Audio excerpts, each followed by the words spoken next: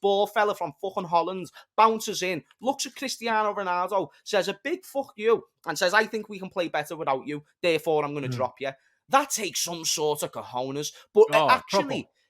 And you know what? Even though it takes cojones, it shouldn't, because it was the logical thing to do. It was the right thing to do. It was the smart thing to do, and you're not just going with the masses. There is countless case studies of when the masses have been proven wrong in many different forms, not just related on football, even life matters and debates and stuff like that.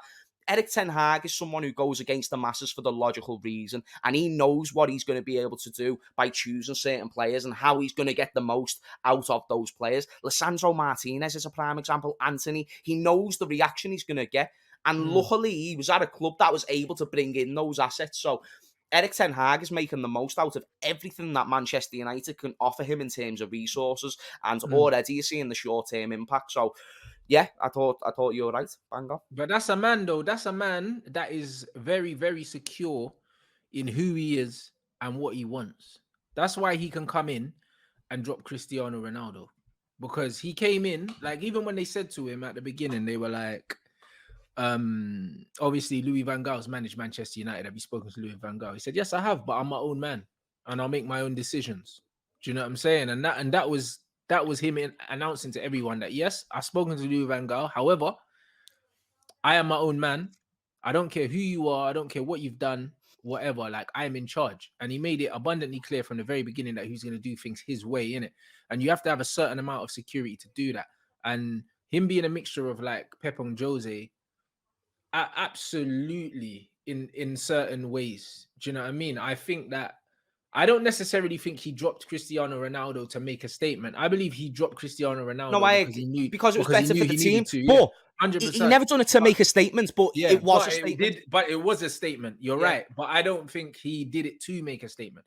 And that's the brilliant. That was for the benefit of the football team. He didn't do it to show people, yo, like, I'm in charge. He did it because he knew that in order to win, I needed to do this. Do you know what I'm saying? However, he was willing to take the lashes that potentially came with it if it didn't work out. And it has worked out. And Cristiano Ronaldo has actually accepted it now. He's not sulking anymore, and he's getting on with it because even he can see that the manager was right. So it's worked out beautifully. So I'm happy with how things are going. And I like the fact that the manager wants to play great football, but at the same time, he wants to win and he wants to make us harder to beat. It's about playing efficient. Like, I don't want to. It's not always about playing. I don't want a manager that wants to come in and play the tippy tappy football and that, and we're losing. I'm not on that. Do you know what I mean? So just as much as Man United are playing a lot without the ball now, it won't be like this forever. But while we're learning what the manager wants, at least we're winning fucking football matches and we're getting about teams.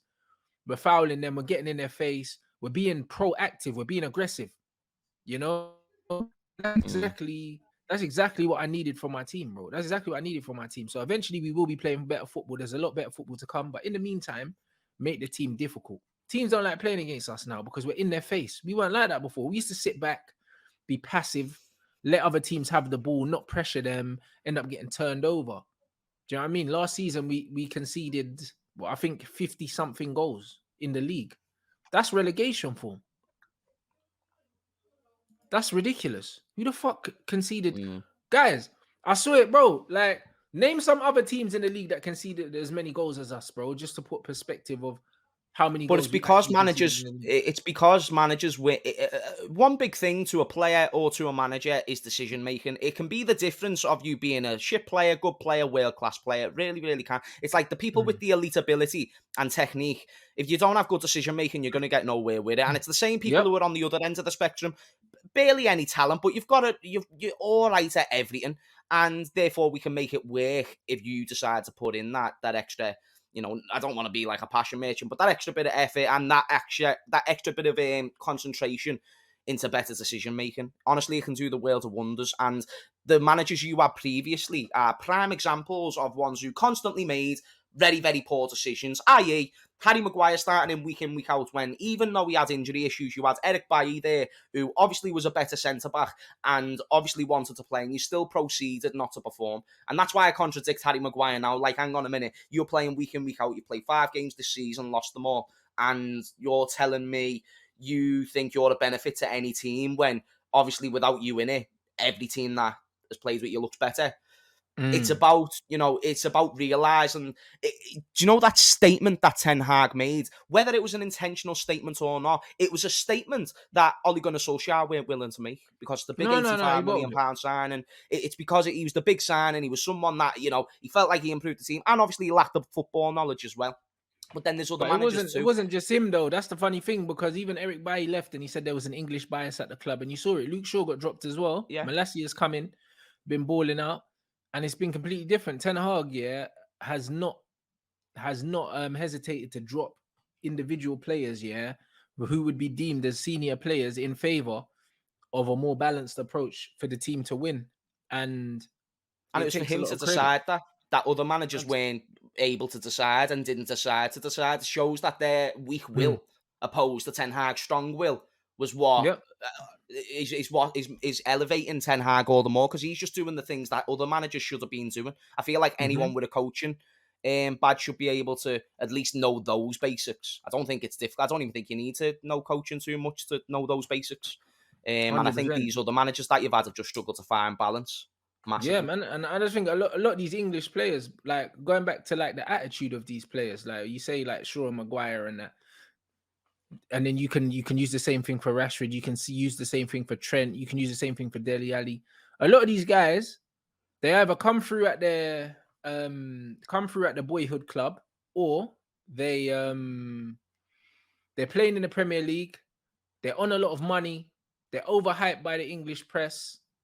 All of these things, and these guys get extremely comfortable, bro, and they start to believe the hype, and all of their levels have dropped. And a lot of these guys are playing like they genuinely believe what they're reading in the papers, bro. It's like the hunger tends to just evaporate from a lot of these players very early on in their careers. Because how old is Trent? He must be what, 24 or something? He's not old. He's a young 24. kid. Yeah, he's a kid. 24 years old. The guy's got another fucking near enough 10 years in the game if he wants it. Do you know what I mean? And already you're starting to see his performances getting affected. Same thing happened to Shaw years ago.